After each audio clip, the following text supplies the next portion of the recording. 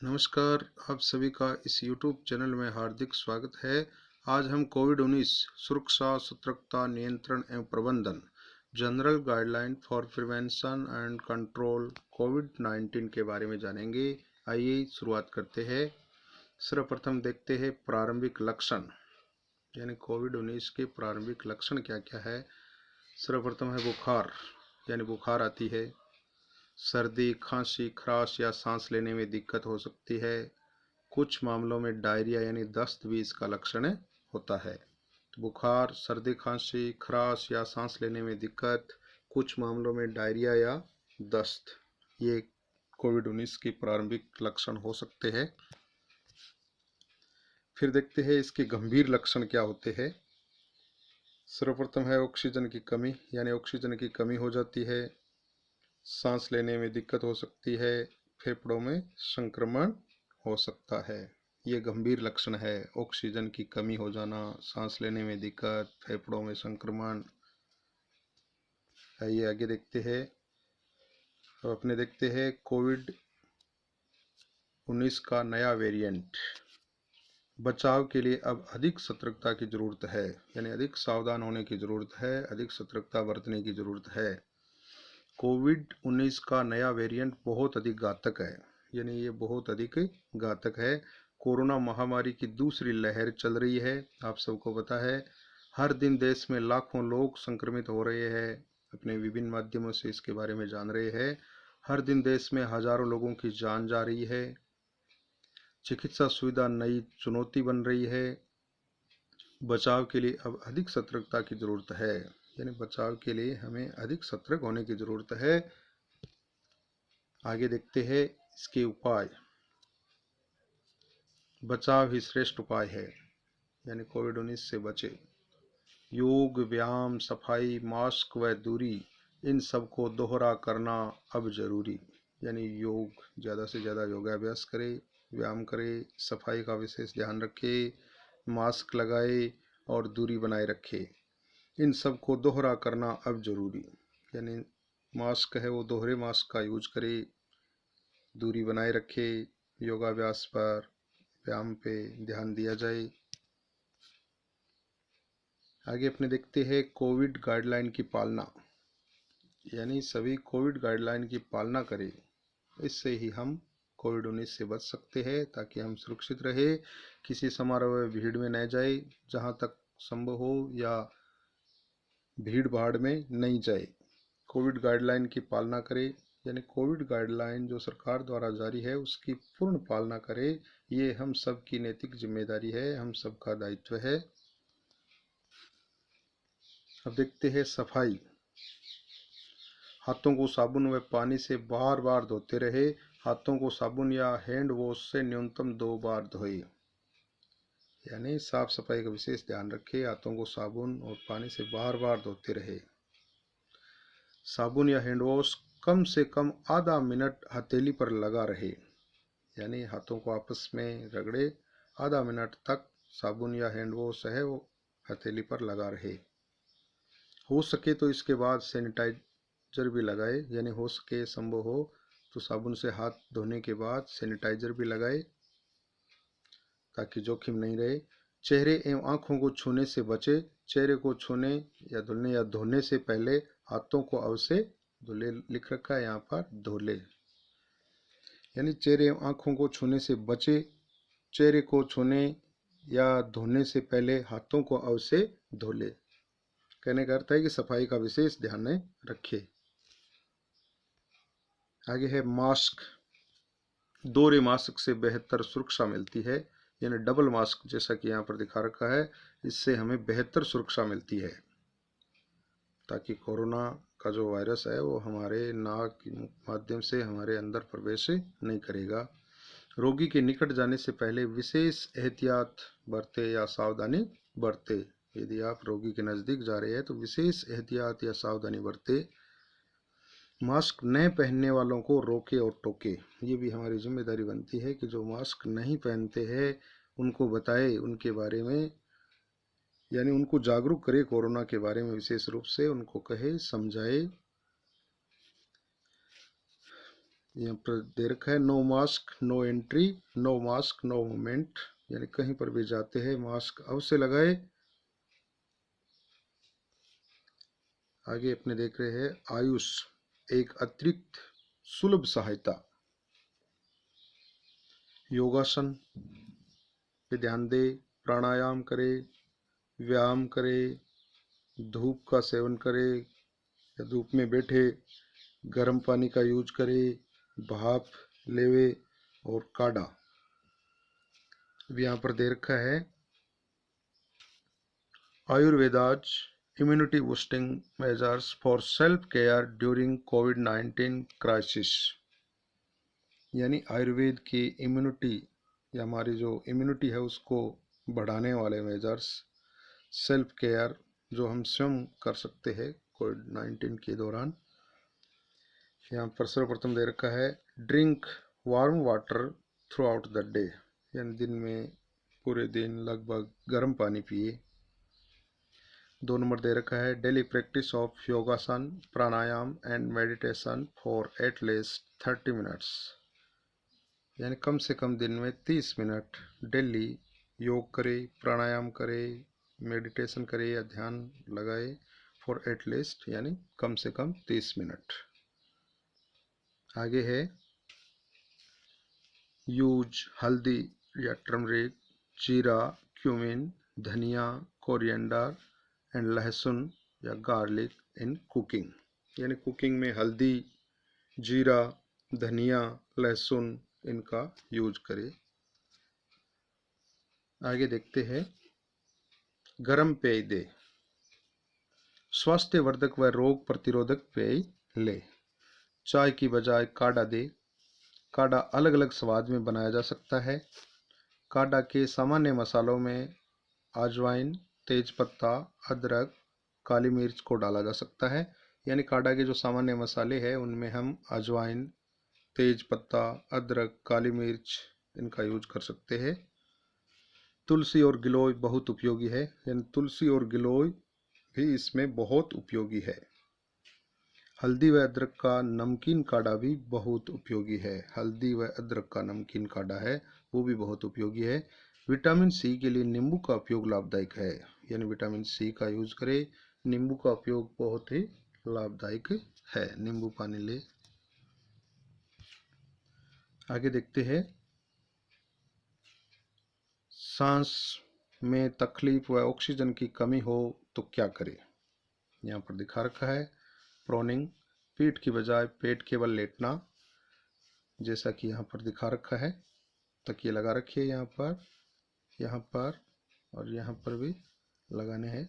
इससे ऑक्सीजन का लेवल बढ़ने में सुविधा होती है, यानी ये ऑक्सीजन लेवल बढ़ाने में सहायक है। आगे देखते हैं ऑक्सीजन का लेवल। अगर ऑक्सीजन का सेचुरेशन लेवल 90 से ऊपर आ रहा है तो ऑक्सीजन सिलेंडर के लिए घबराने की ज़रूरत नहीं है, यानी ऑक्सीजन का सेचुरेशन लेवल कितने से ऊपर आ रहा है, 90 से ऊपर, तो ऑक्सीजन सिलेंडर के लिए हमें घबराने की ज़रूरत नहीं है। चिकित्सक से परामर्श लेकर दवा लेवे, इसमें मापा जा सकता है।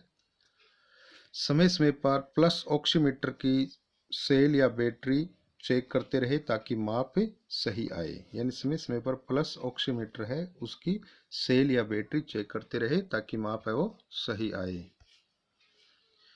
फिर आगे देखते हैं जांच रिपोर्ट से पहले ही लक्षण आधारित सतर्कता व चिकित्सा, यानी जांच रिपोर्ट से पहले ही जो लक्षण आधारित हमें क्या सावधानियां रखनी चाहिए, रख सकते हैं, लक्षणों के आधार पर चिकित्सा कर सकते हैं वो है, अगर किसी व्यक्ति में कोविड से मिलते जुलते प्रारंभिक लक्षण दिखते हैं तो जांच रिपोर्ट की प्रतीक्षा किए बिना ही एएनएम के माध्यम से चिकित्सा किट लेकर या चिकित्सक से परामर्श लेकर लक्षण आधारित सतर्कता व चिकित्सा प्रारंभ कर दे। यानी अगर कोई भी व्यक्ति है उसमें कोविड से मिलते जुलते प्रारंभिक लक्षण दिखते हैं तो हम जांच रिपोर्ट की प्रतीक्षा नहीं करें, पहले ही एएनएम के माध्यम से जो चिकित्सा किट मिलता है उसको लेकर या चिकित्सक से परामर्श लेकर के लक्षण आधारित सतर्कता व चिकित्सा प्रारंभ कर सकते हैं, कर देनी चाहिए। आगे देखते हैं कोविड सर्वेक्षण व चिकित्सा किट वितरण कार्य किसके माध्यम से किया जा रहा है वो यहाँ पर बताया गया है। कोविड सर्वेक्षण व चिकित्सा किट वितरण कार्य पंचायत स्तरीय टीम को घर घर जाकर डोर टू डोर सर्वे कर रही है। यानी पंचायत स्तरीय कोर कमेटी बनी हुई है, टीम बनी हुई है, कार्मिकों की ड्यूटी लगी हुई है, वो डोर टू डोर सर्वे कर रहे हैं।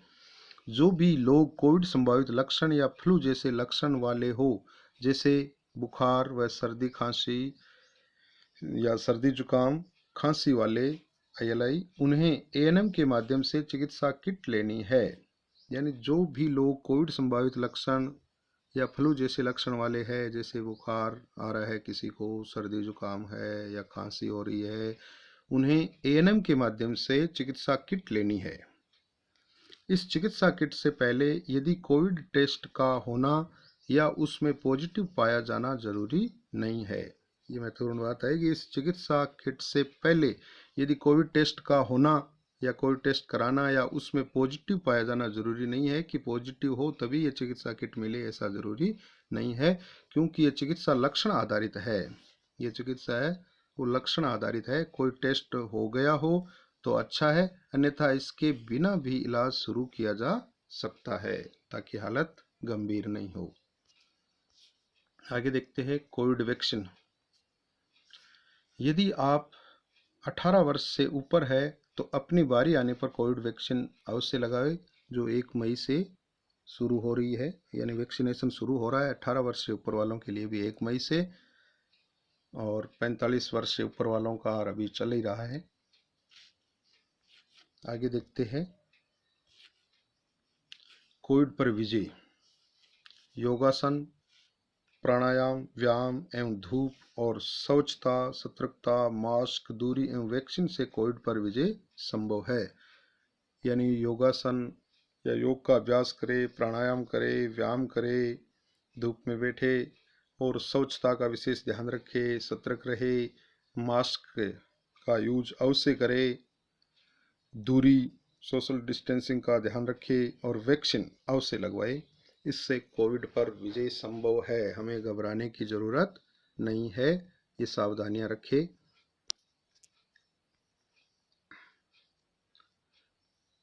सरकार आपकी सुरक्षा में तत्पर है, आप भी सहयोग करें। यानी सरकार हर तरीके से आपकी सुरक्षा में तत्पर है, आप भी सहयोग करें, तभी कोविड पर विजय संभव है। Victory over Covid. आगे देख रहे हैं हिदायतें व सावधानियां। क्योंकि अधिक सतर्कता के लिए एक ही बात को बार बार दोहराना पड़ता है। क्या अधिक सतर्कता के लिए एक ही बात है उसको बार बार दोहराना पड़ता है। कोरोना अक्सर नाक के जरिए आता है। यह बताया गया है कि कोरोना अक्सर नाक के जरिए आता है, फिर मुंह के जरिए दूसरों में फैलता है। मुंह के माध्यम से दूसरों में फैलता है, इसलिए नाक और मुंह को छूने से बचे। यानी सावधानी रखें, नाक और मुंह को छूने से जहाँ तक संभव हो बचे। लेकिन साथ ही पूरे चेहरे, आँखों व हाथों की विशेष स्वच्छता की आवश्यकता है। यानी साफ सफाई विशेष रूप से रखें, ध्यान रखें साफ सफाई का। हाथों को साबुन व पानी से बार बार धोते रहे ताकि हम बच सके। खांसते व छींकते समय रखें विशेष सावधानी। यानी खांसते व छींकते समय विशेष सावधानी रखें ताकि दूसरे लोग संक्रमित नहीं हो। चेहरे पर मास्क और आपस में दूरी, यानी मास्क अवश्य लगावे और 2 गज दूरी, ये सब जरूरी है।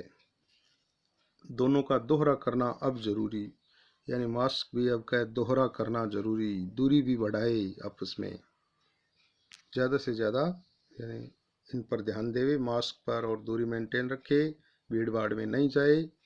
कोरोना गाइडलाइन है उसका पूर्णतः पालन करें ताकि हम कोविड-19 पर विजय प्राप्त कर सके।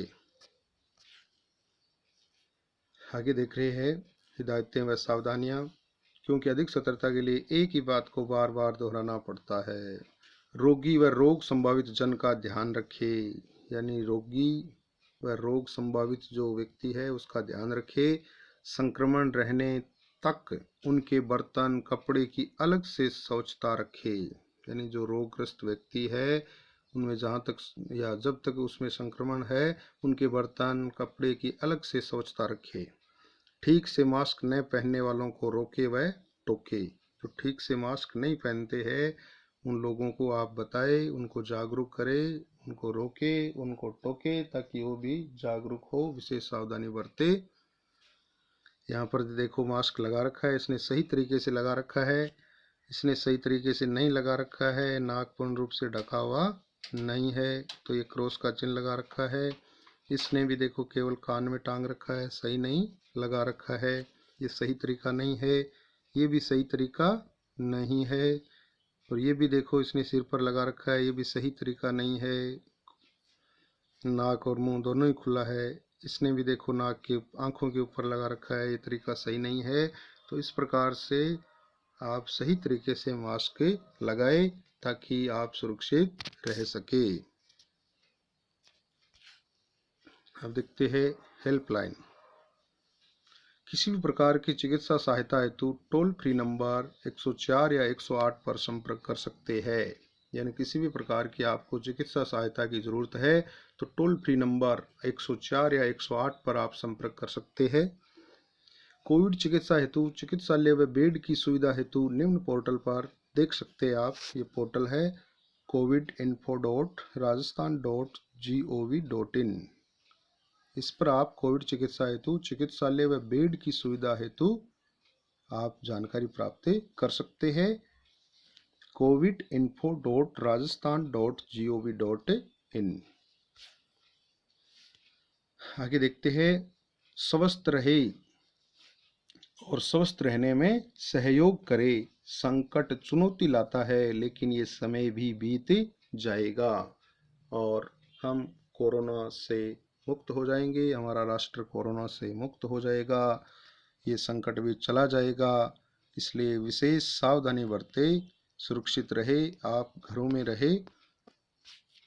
धन्यवाद।